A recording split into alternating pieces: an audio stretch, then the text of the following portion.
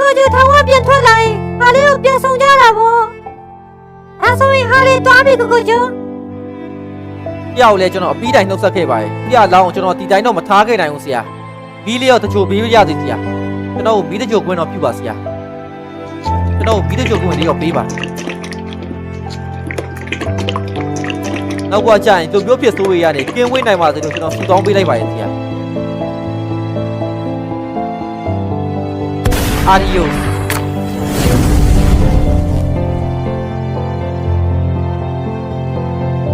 ကျွန်တော်လိုက်သွားရအောင်မယ်ဆရာ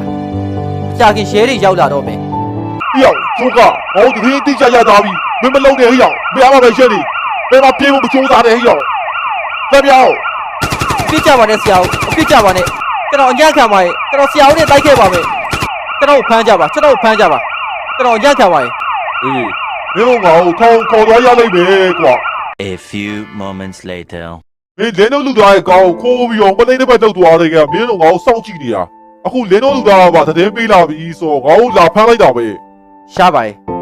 ကျွန်တော်ဆရာဦးကြိုက်လို့ပါအပြစ်ပေးပါတော့ကျွန်တော်ထောင်ထဲဝင်ဆိုတဲ့ချင်းချင်းနဲ့ကြီးဝင်ပါပဲ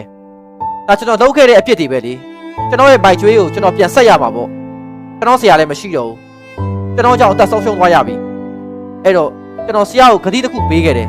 ကျွန်တော်လိမ်မာပါတော့မယ်လို့ကျွန်တော်လိမ်မာတော့မယ်ဆိုပါကျွန်တော်အပြစ်တွေကျွန်တော်နောက်ကျောပါနေအစ်မပြေဘူးအဲ့တော့ကျွန်တော်အပြစ်တွေကိုကျွန်တော်ဒီနီးနဲ့ကိုဆေးရမယ်ကျွန်တော်အပြစ်တွေအားလုံးတန့်စင်းသွားတဲ့နေ့ကြမှာကျွန်တော်လူတော်လူကောင်းတယောက်ဖြစ်အောင်လို့စူးစမ်းမယ်